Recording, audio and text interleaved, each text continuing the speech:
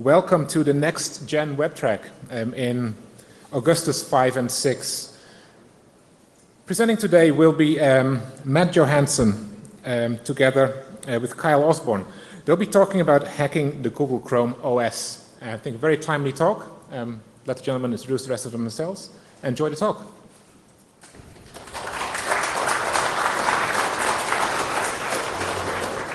Thank you, Case. So I'm Matt Johansen. This is Kyle Osborn.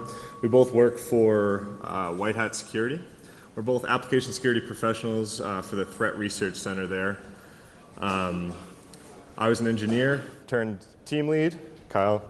I'm an AppSec specialist. My primary focus is on offensive security, and I'm the sort of guy that likes to push the big red button to see what happens.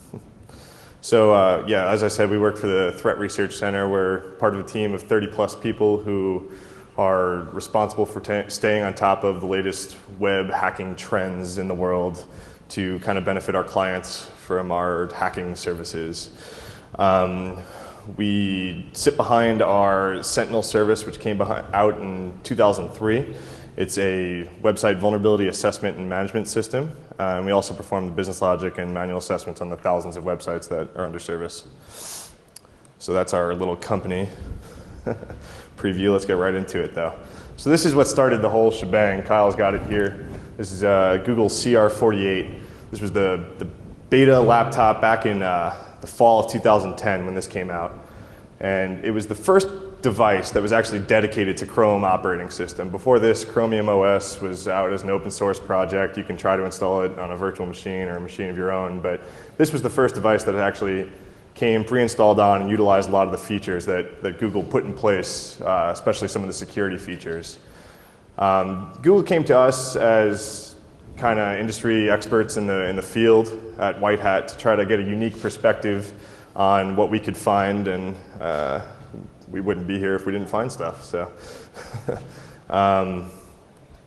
let's talk about what we know about Chrome operating system, right? We were kind of surprised when we first opened it up. It's just Chrome. It's just the browser. You know, I'm sure a bunch of people in the room use Chrome browser. That's all that's on this machine. When we logged into the laptop, in order to log in, you needed to log in with your Google account. So you're authenticated your Google account. It's got built-in Wi-Fi and 3G. It's just the browser. Because of this, nothing is stored locally, right? You don't have access to the hard drive at all. There is no real software that you can install on it. It's pretty much a lockdown device. And this is kind of Google's push towards using everything in the cloud, right? Cloud reliant, but pretty heavy cloud stuff. You're using your Google Docs instead of your Microsoft Offices. You're going to be using your online email instead of your local Outlook. You're going to be storing anything in cloud storage instead of on your hard drive. And because of all this, it's very fast, very, very fast. So another thing to keep in mind here is this is no longer a beta project. The CR48 was kind of a beta device, but these are actually on the market now. Samsung has put them out as Chromebooks. They're about $500, and this is kind of what Google's putting up against the Apples of the world, right? This is their trump card here that they think might actually steal a chunk of the marketplace the same way the iPad did. It's a totally web-based operating system, but with a keyboard, right? Other than that, it's kind of just like a lot of the other web-based tablets and things like that out there. So the analogy that we like to make is that it's very much like your mobile devices. Everyone has had a smartphone at some point. I'm sure a very, very large percentage of the people in the room are using either an iPhone or an Android phone right now. And these devices are pretty locked down unless you jailbreak them. And in order to get the functionality out of this lockdown device, you're going to need to download these apps that are available to you. Anything that's available to you to get any more functionality out of it than just a phone, right? And I think some people with iPhones might claim that it might not actually be a very good phone device anyway. But these apps, that's what's available to you in the App Store to just kind of install and get any more functionality out of it. It's kind of the same way with these Chromebooks, right? If you want more than a web browser on this device, you're going to need to install extensions. You're going to need to install browser extensions that will kind of increase the functionality and the usability of this device, of this little netbook. This is significant because now you need to worry about the mindset of the people who are developing these extensions. The other important thing here is a lot of these extensions are third-party developer developed, right? They're just put on the Chrome Web Store the same way that apps are put on the Apple App Store. This can just be anybody. Right, another thing to emphasize with this is because Google is actually putting out this Chrome OS operating system, they're very much emphasizing removing the desktop from the desktop operating system. It is just a web browser. There is no other programs besides what you can run in a web browser. And unlike Apple's App Store, there is no review process currently in place with the Chrome Web Store. So basically, everything you get from the Chrome Web Store is taken directly from the developer and made available to you from a supposedly trusted service such as Google. It's kind of can be kind of a problem. We actually saw an extension that was live in the web store for download called Cookie Stealer, and it did exactly that. It wasn't developed by us, but it had the check mark verified as absolutely secure and safe. The other correlation here is the same way that when you install an app on your phone, it pops up and tells you what that app is going to have permission to, right? So when you install an app, it's going to say, hey, this is going to have permission to X, Y, Z. The Chrome extensions, instead of having permissions to, say, your GPS location, your call history, text messages, these extensions are going to have access to talk to different websites, right? So what websites can this extension actually talk to besides itself?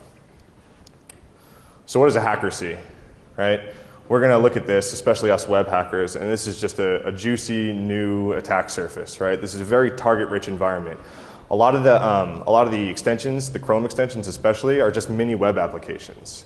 They're just to help get more usability out of this device. We're going to talk about a few extensions in a second that literally ran as little mini websites. So we were able to find some of the web application vulnerabilities that we looked for, that we've been looking for years, that everyone knows about. The difference between this and other browsers is just that these Chrome extensions are actually web applications rather than something like a Firefox extension, which is probably a little bit more, or an add-on, is a little bit more software-like. You're installing it on the machine. It's not necessarily, it doesn't act like a web application at all. Something like a NoScript, you're installing it, it's changing something in your browser. These aren't doing that. At least the ones that we're playing with, they're just mini websites. So let's get right into it, right? This is the extension that, the first vulnerability that we found. It's actually the first extension I even tested for anything on this CR48. So within, I'd say, half an hour of opening this computer, I found this bug. I didn't realize what I had found maybe for another day or two, but it was within a matter of minutes. So it was pre-installed. It's one of the very few pre-installed extensions on the CR48 and now on the Chromebooks. And it was just a simple note-taking app, right? It's just a little Post-it note. It takes up very little screen real estate on your screen, which is very important on these little netbooks, right? So all it is going to be your to-do list or whatever you're going to write, and it's going to, another feature, the main feature of it, is going to sync to your Google Docs account. So that's going to happen automatically every few seconds to a folder called Scratchpad. A side feature of Google Docs that we're going to use in our exploit here is that you can actually share documents and folders with each other on Google Docs. Me and Kyle were laughing about it when we were writing up all the stuff and information for this hack. We were actually using Google Docs and sharing documents with each other, even though we were exploiting vulnerabilities in it. Another side feature, though, of Google Docs, which makes this exploit pretty unique, is that you can actually, the person receiving that document or folder does not need to give permission to receive that document or folder. They just get it. And there's also a nice little checkbox that you're going to see that we can actually turn off the email notification to even let them know that they got it. So not only do they not need to tell you that it happened, they could just not know that it happened at all. So the three key points here is everyone has it. It's pre-installed, right? So everyone who's using this device has it. When we tested this, you'll see in the video that we have, when we tested this, it had 30,000 users. That was back in the fall of 2010 when these were first coming out. You must be authenticated to your Google account to use its functionality, right? So it's going to be syncing to your Google Docs account. You're authenticated. And most interestingly, Google doesn't require permission for you to receive any documents or folders or anything like that. So the question you guys should be asking yourself is, what kind of things could someone be sharing with me without my permission? So we're going to get right into the first demo here that started this whole project.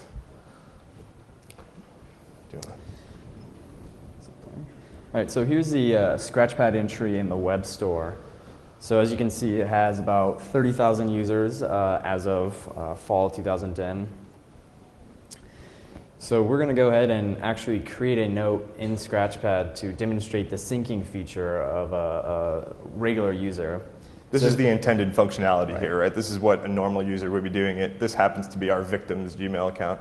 So there's our hello world, which is synced right there. So we'll go ahead and then move over to an attacker, and an attacker will actually have a document with a title that contains HTML and JavaScript. This is properly sanitized in the context of Google.com, so there's really no vulnerability here. There's nothing wrong with this document at all. It's a completely sane document. But So, yeah, if you see in the title right here, this is our XSS injection, right? We're going to use an on-mouse over event to actually fire our JavaScript and call an external JavaScript file. This is it right here real quick. And then that's going to load in the victims extension once we actually share this folder called Scratchpad. Right.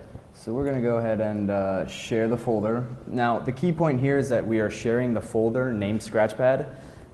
This is important because when you share a folder, you actually share the whole folder. So they actually get another folder in their documents named Scratchpad.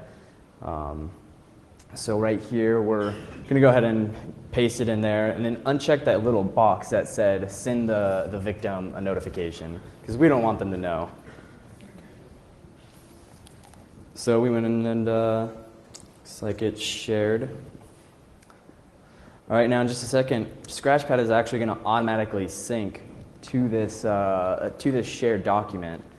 We can see under here we actually have documents shared, a folder named Scratchpad, and there's our inject.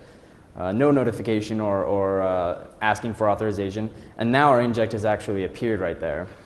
So the other important thing to note here is, like I said, we're using an on-mouse over event. This is just for demonstration purposes. In a second, Kyle's going to hit play, and we're going to mouse over this actual injection, and it's going to create some buttons, right? We just use JavaScript to create buttons. This is just for the demo. This all could have happened automatically, instantly, and silently, right? Right. So then the other kind of thing to note, we're going to talk about permissions in a second, but this Scratchpad extension actually only has permissions to talk to www.google.com and docs.google.com. You would have seen that on the web store and right before you click install, but this was pre-installed, so you wouldn't even know what permissions this had. Right. So because it has access to www.google.com, we can access pretty much anything under that domain, which includes things such as your Google contacts, or your Google Voice account, which includes all of your text messages and call history.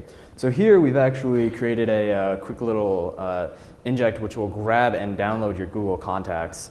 So we'll go ahead and click the button, and this basically uses the export functionality of the account that you're logged into to download your Google contacts in CSV format. So that's the victim's contacts, and we can actually export that very easily. It's trivial to exfiltrate that from an extension. They put it in CSV format, which is nice and parsable for us. Oh, absolutely.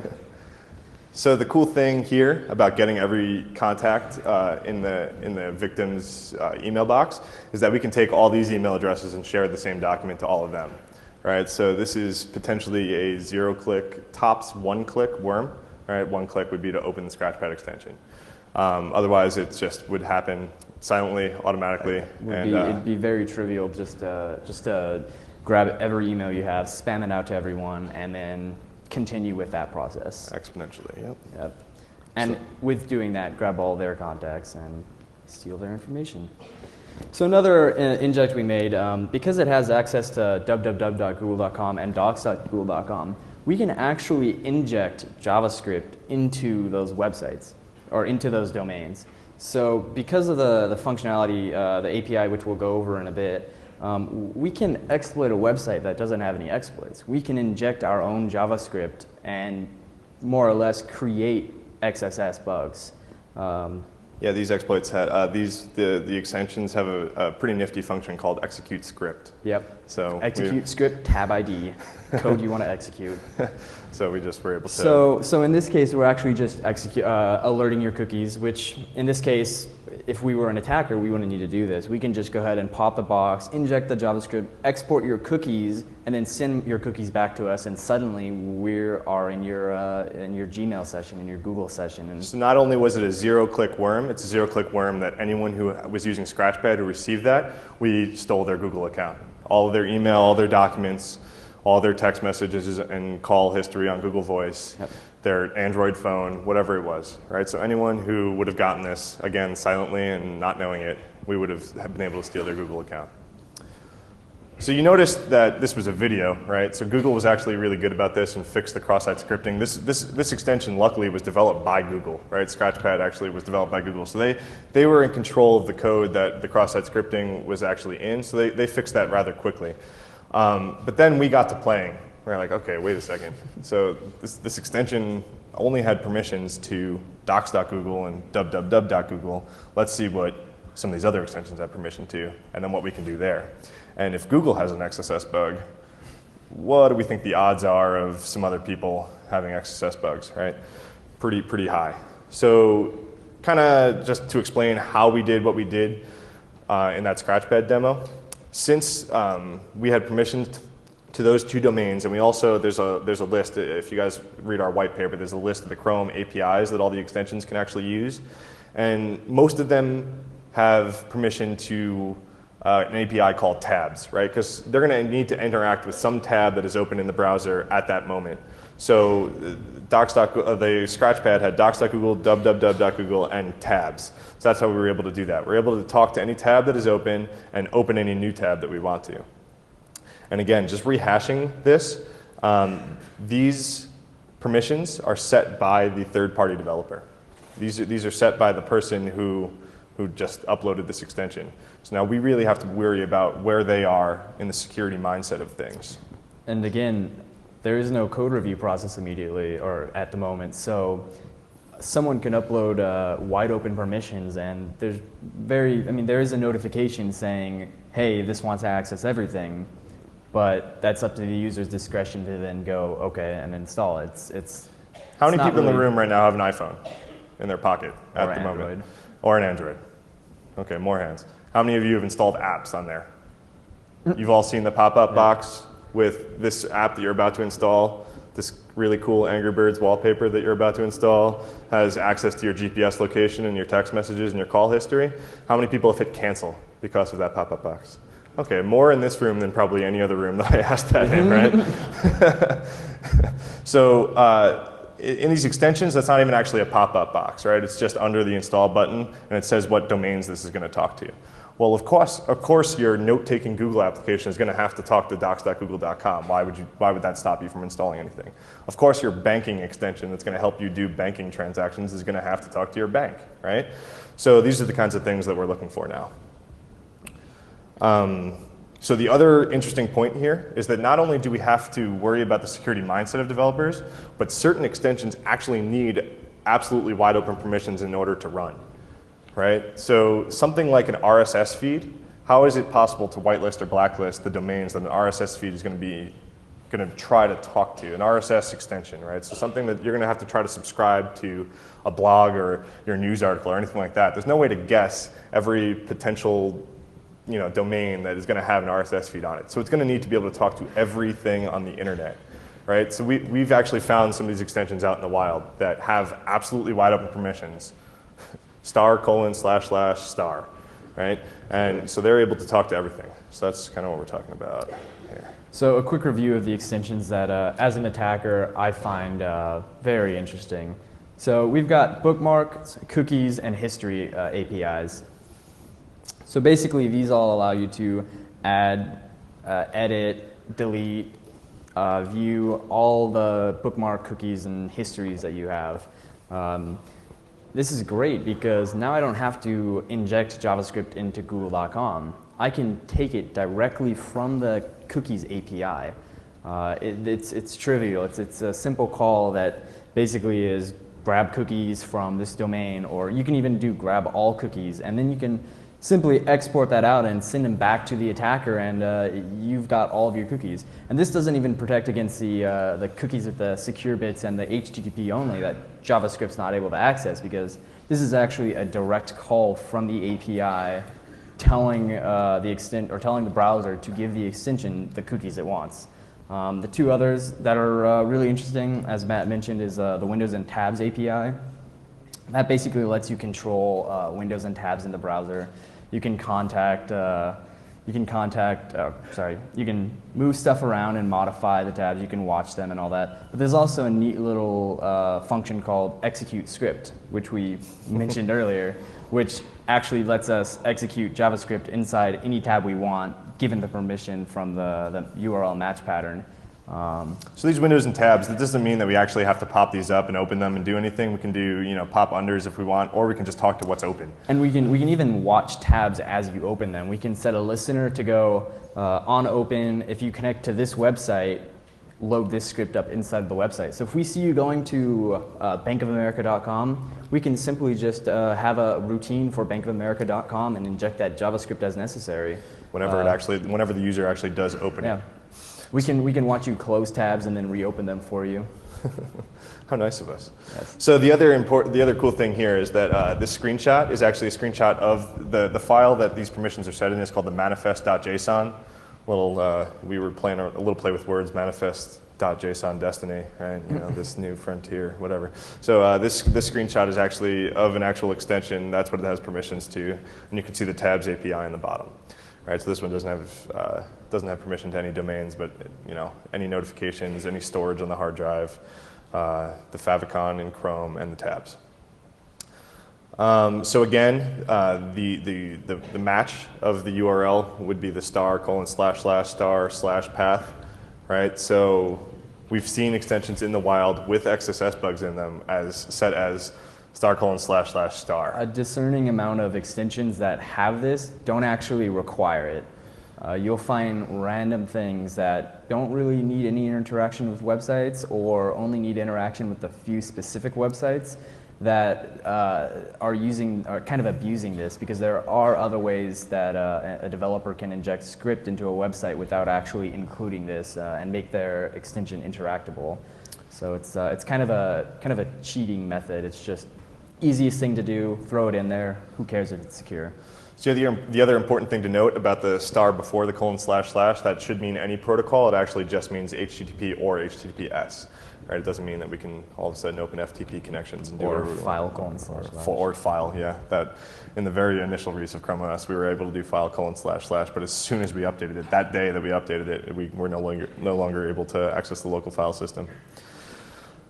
So kind of what we've been saying this whole time, right? We're not looking for the same usual suspects, right? We're not going to be looking for the software that everyone's been exploiting for all these years. We're not going to be looking for the new Flash or Microsoft Office buffer overflow or anything like that to try to, propagate malware or build a botnet or anything like that, right? So these are the new usual suspects for us, at least, in the web hacker's mind. Right? We're looking for things like the RSS readers, which absolutely need wide open permissions in order to run. If those have a cross-site scripting bug in them, it's game over. Right? Mail notifiers, right? So something that goes and grabs your email from somewhere and displays the subject line in your browser, like, oh, thanks, and then I can click on it and open my email. Note takers like Scratchpad. Basically anything that takes input from anywhere and displays it on the screen, we're going to be looking for cross-site scripting bugs. Any extension that's going to go and talk to a database, we have a demo with one of those, we're going to look for the SQL injections of the world. Anything that's going to go ahead and perform an administrative function for you, something business sensitive, we're going to be looking if we can CSRF it, right? This is the web hacker's mindset. We don't care about this access to the hard drive that's so limited. We could care less about what's on there, right? And the other cool thing here is that an XSS vuln, like that we find every day at White Hat, right? We find them every day. They're everywhere. It's the most widespread web application vulnerability out there. When you find an XSS vuln on that website, contrary to what the name cross-site scripting says, you're going to attack the users of that website, right? If you find cross-site scripting vuln on an extension, you can potentially attack the users of any website. That's what makes this completely new and different. This is unprecedented. So then I have a nice picture of Kyle on this slide. Thank you. It's a direct quote from the internet, so we know it's real, right? I think I said that before, actually. This small child can code JavaScript. So why are we going to be worrying about this native code execution, right? Everything that I just talked about, right? That stuff is hard, right? I don't want to worry about writing these overflows and underflows and do all this reverse engineering and spend years learning assembly and all this kind of stuff. I'm going to write JavaScript because it's the absolute easiest thing that I can do as a web hacker in order to exploit some sort of vuln, right? So this XSS, this simple, just plain vanilla cross-site scripting gives us everything that we could possibly want, right? All the information is in the browser. Right, it's actually, because JavaScript is really easy, the learning curve for any of these exploits is pretty low. I mean, if you've ever popped XSS in any website, you can do it in these extensions, but the impact is much, much higher than anything we've ever seen before. I mean, you can't do this stuff in a website. You can't attack other websites with cross-site scripting. Exactly. So at the executive briefings yesterday, someone brought up that bugs being sold kind of on the market, right? That mobile bugs are being sold for actually 20 to 30% more than desktop bugs nowadays. Because if you own someone's phone, you own their whole life, right? That's the mindset. That's why people are buying these crazy mobile exploits, right? This is the easiest exploit. I mean, if I can go and sell that JavaScript that we just wrote for Scratchpad for 80 grand on the black market, right? Compared to what you would be buying for a desktop bug nowadays. That shift right there is showing the importance, the change of importance here. We're not worried about what you're storing on your hard drive anymore. I could care less about your computing power. That's not what web hackers care about. Oh, and the other thing that's completely new here is that in cross-site scripting, in normal cross-site scripting in web applications, what we talk to our clients about is input validation and output encoding, right?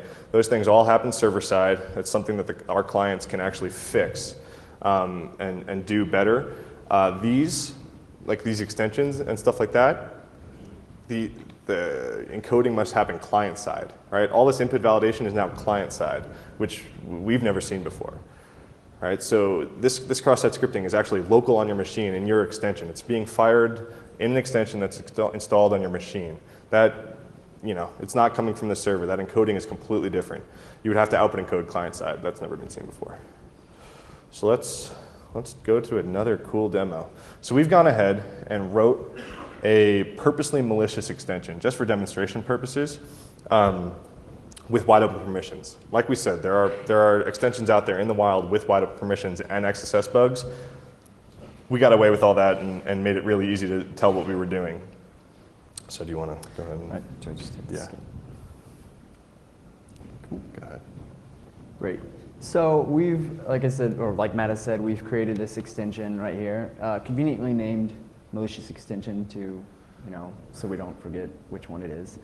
So that Google doesn't accidentally upload it to the web store. Oh. So we actually did upload this to the web store. It was available for download. I wanted to make sure that I wanted to see if there was anything that would actually prevent me from uploading an extension that had every single possible API available with full, doors open. With no legitimate purpose whatsoever. No legitimate purpose. I think it was even named malicious app on the web store. But it went through. I removed it immediately. I only let a few people download it. All right, so first we'll go ahead and go with XHR scan. Let's do that last. I'm not actually going to click it. Okay. So because we're on we are on a local area network, but we're not actually going to be scanning. So this is basically just a port scan. We're doing a port scan from your web browser using XML HTTP requests. That's basically like the fundamentals of all the fancy JavaScript in every website, sort of loading stuff on the page while the page is remaining static. So because we have access to pretty much anything, *// whatever, I can start scanning IP addresses in your subnet. I can make requests to every single IP in your subnet with port 80, and I can tell if it's open. JavaScript will actually, depending on the ready state, it'll actually tell you if it's up, but it's not listening on a port. So I can tell if a machine is up, even if it's not listening on port 80. And then I can even get the response back from the port 80 request, so I can actually pull the page. So I can pull down your routers page, or I can pull down your local internal networks page, including such as stuff like if you have code repositories at work, or time logs, or anything that's hosted on port 80. And it's not just port 80. I can change the port around to look for other sensitive things. So the important thing to note here is this is happening via the web, via an extension behind your firewall.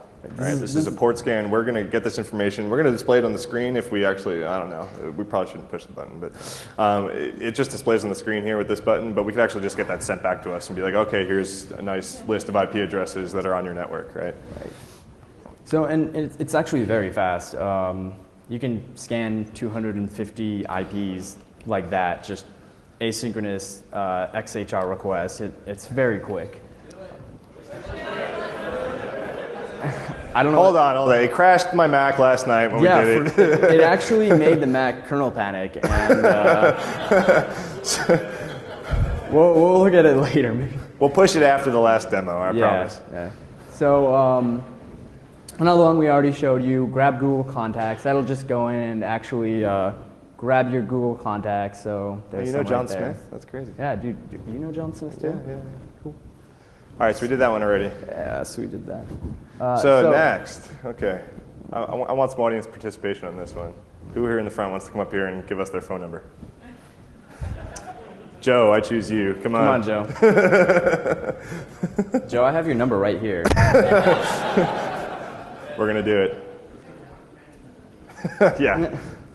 All right, so basically what we're doing here is we're going to use your logged in Google session to send a text message with your Google Voice session. So we're just making a valid request to Google Voice to send a text message to someone. And this can all be automated. We can just inject this code and pull down your contact list and then text message everybody in your contact list, or text message whoever we want. We can spam people, we can do whatever with your Google account. It's almost like CSRFing your Google Voice account on Google Voice. So website. I mean, this is the cool thing about cross-site scripting. If we find cross-site scripting somewhere, all CSRF protections are null and void, right? You get the response, you can parse it for that CSRF token. Right? We just regex the Google Voice response for their CSRF token and just included it on the fly in what we got. So I think Kyle's going to send Joe a text message. We put it in password field, Joe, so people wouldn't know your number. But if you want me to say it out loud, I can. There. So it should be coming to you in just a second. This is all demonstration purposes. This is like, say we're going to picture that this extension is running on a victim's machine, right? We hacked someone's, hacked an extension that's installed on a victim. They're authenticated to their Google account, and we went ahead and ran all this JavaScript. So not only that, too. Did you get it? Yeah, he got the Nice. text message. Okay. So we can actually also like initiate calls. So if we know you really hate someone, we could have you call them. And then when you pick up the phone, it'll start ringing. And then they pick up the phone and they're like, hey, what's up? Why'd you call me? Why'd you call me? Dude, what's mine say? So another one we're going to show is we're also going to do, it's a similar one as the Scratchpad one. Unlike the Scratchpad one, this one can inject JavaScript into any website. So we're going to go ahead and do this. So here we've got injected JavaScript into Facebook.com, Google.com, Yahoo.com, Chase.com, and Twitter.com. So that's no vulnerabilities in those websites that we know of, but we were able to inject our code. So instead of doing alert, why don't we just inject a keylogger? Suddenly, we have your passwords because you thought, oh, look at. Who cares about the keylogger? Just grab that cookie and go change the password yourself, right? So like all of that, we just injected JavaScript on every website, or any website that we could think of, right? Because this extension had permission. And again, there were extensions in the wild that had these permission levels and actually had cross-site scripting developments that we were able to do this in, which is really cool. We're actually going to go over another one which I think really emphasized the threat of this. Having your bank account information is great. I really want your money, so it works out. But we're going to own the unownable. So LastPass is a great tool. It's a password management tool. It syncs across across their servers. It encrypts your database client side so they never see any of your passwords. Do any of you use LastPass in here? A number of you. Okay, Great, I'm cool. targeting a few of these. I'm writing your name down. We have an extension we'd like you to install. Right. So there's no vulnerability, as is. There was a vulnerability when I was playing with it, cross-site scripting there. They fixed it immediately, and they've actually been very helpful with us, and they've actually given us a few ideas on how we can, how they can protect their website from this sort of attack. So basically, I'm going to find a vulnerability in Joe Schmo RSS Reader. It's a popular one. It is a popular one. I'm going to go ahead and just inject this code, which will look through your history and your bookmarks to see if you have LastPass. I can also tell if you have the LastPass extension installed. And then I'm going to spawn a new window with LastPass.com. Now, some functionality that the LastPass extension adds is that if you're authorized or authenticated to the LastPass extension, which if you're browsing the web, you're probably going to be authenticated. It's probably going to be the little red check mark up there. For those of you who don't use LastPass, it's a password manager, right? So we as security people are always telling people that you need to use a different password for every one of your services ever online, and anything locally, forget about it, it better be different, right? So LastPass kind of makes that a little bit more user-friendly. You make one password for LastPass, it generates passwords for all your other online accounts, and will actually auto configure that. They store all the passwords encrypted locally. You have a local crypto key. It's actually handled very securely. It's a great tool.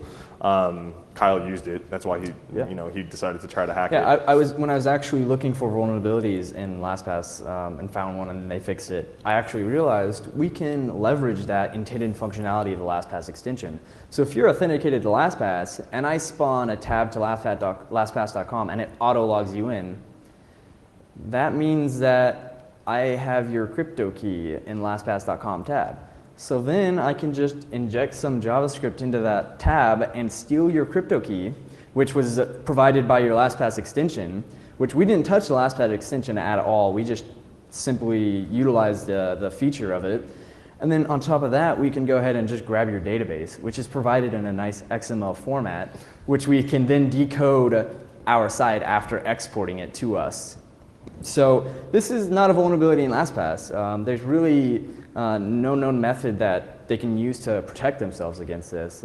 It's just kind of a very tough issue. So we're going to actually go ahead and demonstrate that. So the only thing that they did when we were talking to them about this, they were actually super responsive. They thought it was a really cool bug. And the thing that they did to kind of make this a little bit harder, it's not undoable, a little bit harder, is that they will not auto-authenticate you to LastPass.com if you are authenticated to your LastPass extension, right? They'll make you log in again. But if you were logged into LastPass.com, this would still work just like any other website, right? We would still be able to inject JavaScript and do everything that we did. Like I mentioned earlier with Bank of America as an example, we can just wait for you to open your LastPass tab and then inject JavaScript. We don't need to do this. This is just making the attack very quick and seamless. We don't even have to worry about it. So this is your LastPass vault in the extension. As you can see, we're logged in and we have Google.com and generic bank. I love them. Yeah, best bank ever. So we're going to go ahead and grab the LastPass database. So what it's going to do is going to open up LastPad. It automatically logs you into their web vault. It's going to inject some JavaScript to grab your local key. I had to export data like this. It's kind of a tricky. This isn't a video. You know, we're doing this live. The wait time in between is actually a JavaScript timeout thing that we did. So this is actually my LastPass database that I just exported and decrypted on the fly.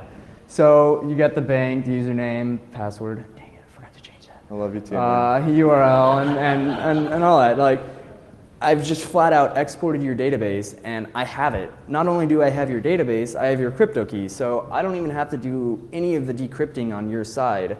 I have all the keys necessary to pretty much own everything. And I don't know about you guys that use LastPass, but I've been using it for about 2 months, and I already have over 50 websites that I use regularly and have sensitive information on it.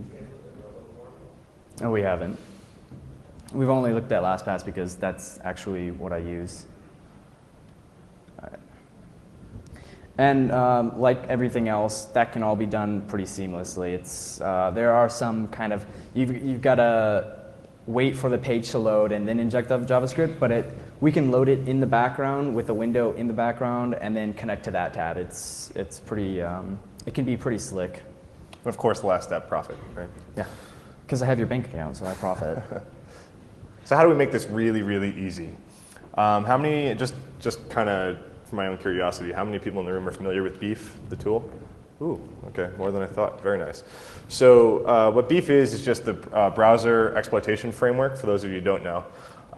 It just makes our life as web hackers really easy and makes the lives of victims really bad. Right, so it's basically a good analogy. Everyone's familiar with Metasploit. I'm assuming most of the people are familiar in this room are familiar with Metasploit. It's the Metasploit of the web, right? So it's going to have a list of modules for browser exploitations or payloads, and we're going to use that to maintain persistent control of victims of our cross-site scripting attacks.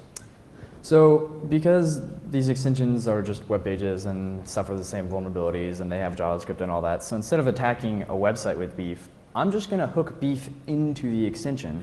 This is great because Beef maintains persistence by pinging back and forth, so I don't have to do like a hope for my first JavaScript execute running properly and then wait for them to click it again or wait for it to load again or whatever. I have a consistent access to this, this session that I've injected, and I can just inject code as I feel. And on top of that, say you have an extension like LastPass that opened up that window, I can actually put Beef in the background because most of these extensions have a background running process like RSS Reader or LastPass. They check against RSS feeds or your database to see if there's updates, so something has got to be running in the background. So the cool thing about that is that if I hook Beef into the background process, the only way you can get rid of it is fully closing and killing your process of Chrome. Otherwise, it'll just remain there constantly. And then on top of that, we can replay commands as necessary. So I've went ahead and put together a few Beef extensions, which will just mostly kind of not too fancy, but we've got a few things like if you're able to own an extension that you're not really familiar with the extension and you don't want to go and look it up, you can just hit the check permissions button, and what that'll do is that'll actually run JavaScript in the extension, which returns with all the permissions that it has. So all the extensions that we were playing around with and hacking, we had installed locally, and we were able to just pull up the manifest.json file, which had the permissions in it. Say for some reason you're super awesome and you found a cross-site scripting hole in an extension that you weren't familiar with, this would just ping you back with those permissions so you would know what you could do with it.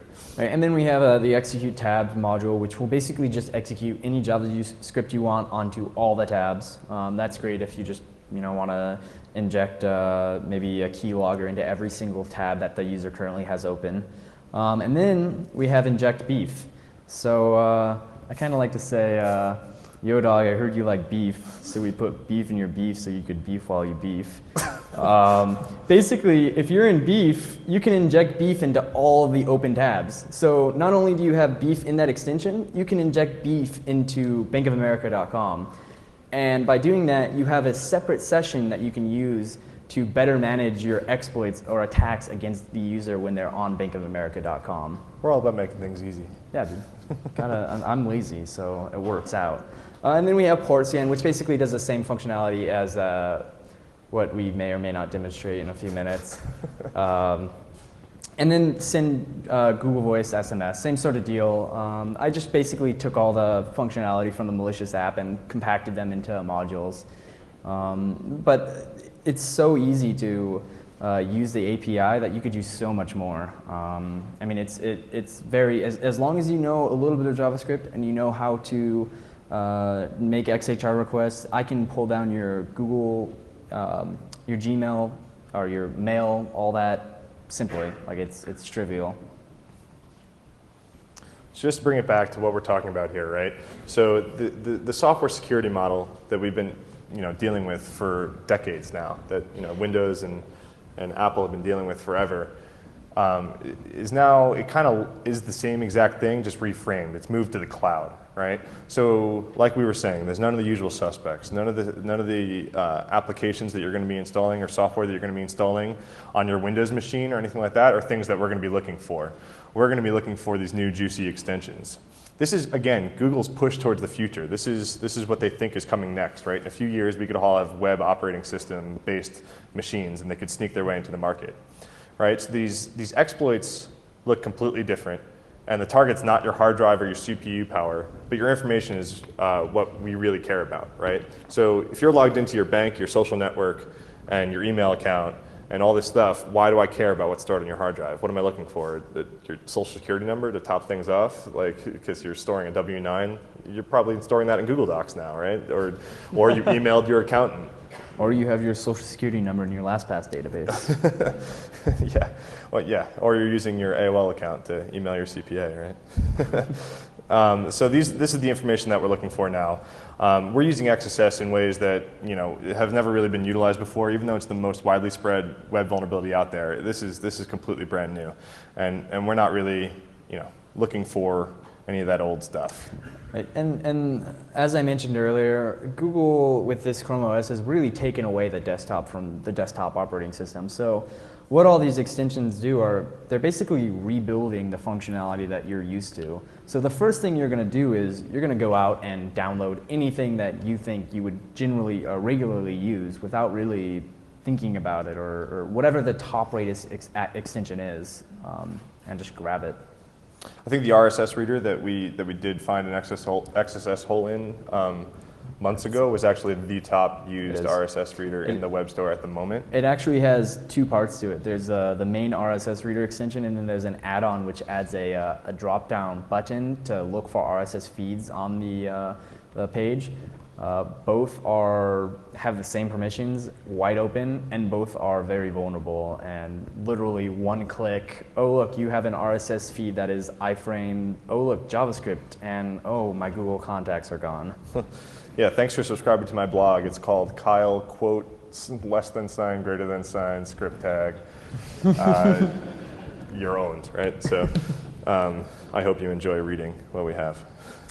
So let's talk about what some things that Google have done right. We're not up here to bash Google. They've actually been great to work with. They have a few choice nicknames for me nowadays, but we're not going to say them on stage. But let's talk about some of the things that they've done right and kind of why those things didn't really protect against what we were talking about here, right? So whenever I'm talking to anyone about what we have been researching, one of the very first questions they ask me is, what about the sandbox, right? I hear about this sandbox all the time, Google Chrome sandbox. I hear about this thing that no one even showed up to CanSec West for the $20,000 bounty to even challenge, right?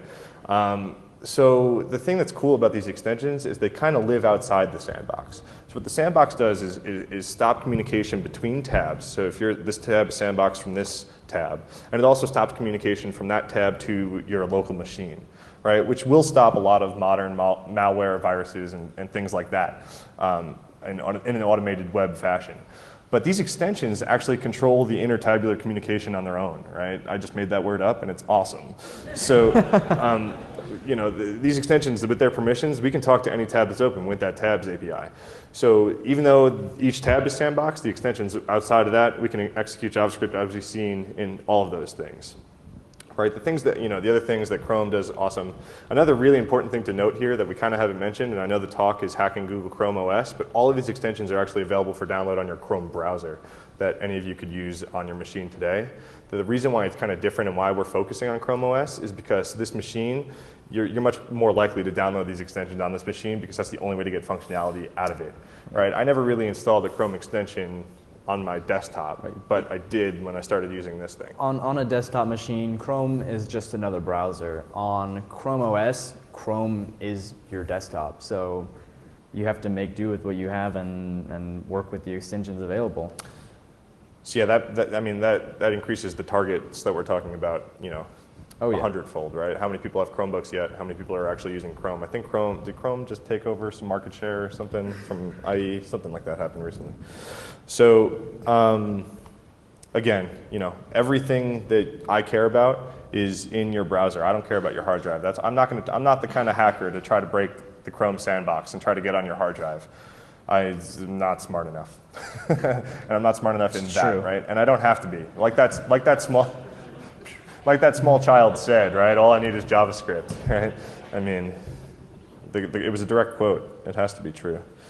So another very frustrating but good feature that Google put in place is that the web store is actually completely segregated from anything else. So even if your extension has wide open permissions to talk to anything on the internet, like I said, it only has HTTP or HTTPS that it can talk to. The Chrome web store is actually on Chrome-extension in the URI. It's completely different. It's completely segregated. So of course, one of the first things that we tried when we found a bug is, can we force someone to install a malicious extension, right? If we get our cookie stealer extension, that's not ours, but that's up there. But if we get our malicious extension up on the web store and we find a vulnerability in an extension like Scratchpad with kind of locked down permissions, right? It only had permissions to docs and www.google. Can we force install an extension that's wide open? And we couldn't. I mean, that was a thing that they thought of way before that. But a cool note is that now that new feature, we haven't played with it too much, but the new feature of the Android web store, you can actually install an app on your phone if you're on the same Google account from the computer. There's actually a market for the Android at market.android.com. That URL is not blacklisted. If you go there, you're logged in with your Google account, you're logged into that website. So if you have your Android phone linked to that account, we can now force download and install any application we want, including an application that we purposely uploaded to then steal all of your information on your phone and track you. So we can force install apps onto your phone. Onto With your Google Android Ads, phone. of course. Yeah, with Google Ads. We gotta make my money. 5 cents a click. So another idea. So like I said, we've been talking to the Google security team this whole time. They've been just great. They're a few steps ahead of us with ideas of how to fix this. When we first found this, we were trying to figure out whose problem is it, right? It's not obvious right away whose problem this is. It warrants a discussion, right? So obviously the cross-site scripting bug is in the hands of whoever developed that extension, but whose problem is it with these permissions, right? Whose problem is that to solve? Is it up to the extension developer to try to think of a way to make a more restricted permission extension, or is it up to Google to think of a way to not have to have this extension use the wide open permissions? And so they're kind of ahead of us on ideas with that they thought they might be rolling out in the future. One of the ideas that I don't know too many details on, and it isn't in production yet or anything like that. They were going to make more restrictive APIs, those Chrome APIs, they're going to make more restrictive APIs for common use cases. Something like an RSS reader, which absolutely needs access to the entire internet, they'd make an API for, so that if it got owned, it wouldn't be the end of the world. But like we said, there's extensions out there that aren't common use cases with these wide open permissions. So it would fix some things, but... And then another thing that recently Google put out on their Chrome blog, it was actually a tip guide on how to write secure extensions. I forget his last name, Eric wrote it. Basically, it went over a bunch of cases of how not to use JavaScript in your extension. It was pretty complete. I mean, pretty much everything there we said, yeah, I mean, that's what we would take advantage of. Oh, great, write to the page directly from user input or server input. That's a terrible idea. So the first thing they actually put on that was check your permissions. Be more restrictive in your permissions. If you don't need access to every website, don't give the user or your extension access to every website. So they are starting to put some sort of awareness out there. Yeah, this blog was just 2 weeks ago? ago. It was about 2 weeks ago when they put this post out. I cannot say whether or not it was because we were about to talk about this, but they did post a pretty comprehensive blog post about secure extension development, which was the first of its kind. There was no other advice before this. And the security context in the API docs is pretty thin. There's not a whole lot, at least last time I checked a few months back. It's every once in a while there's a tidbit like, hey, you really shouldn't give this access to everything, but okay, you better understand what you're doing if you do it.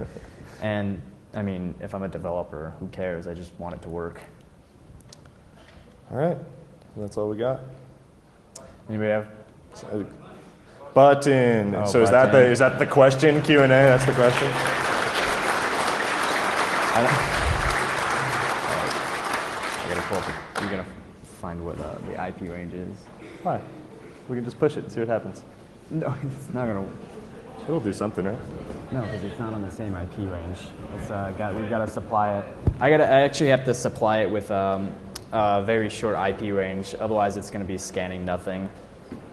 So other than the button, any other questions while everyone's filing out? Really? Everyone wants to see the button that bad? I gotta go ahead and. So yeah, it's hard coded into his JavaScript. Yeah, right now it's hard coded, so I'm actually just gonna go in and edit it real quick. How do I right click on Mac? Dude. Okay.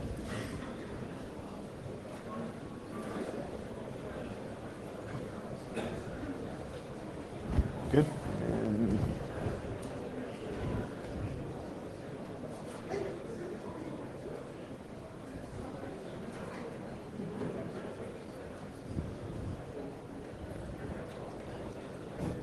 And see if anything pops up. We pushed it. Oh, this would be lame if it didn't do anything. Yeah, it may not.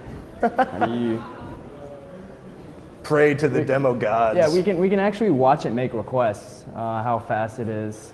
All right. So we'll go ahead and XHR. There we go. So it's actually, oh, I put a space there. That's Way what to it is. go. My fail.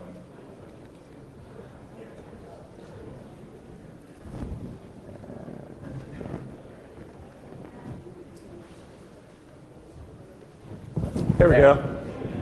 There you go.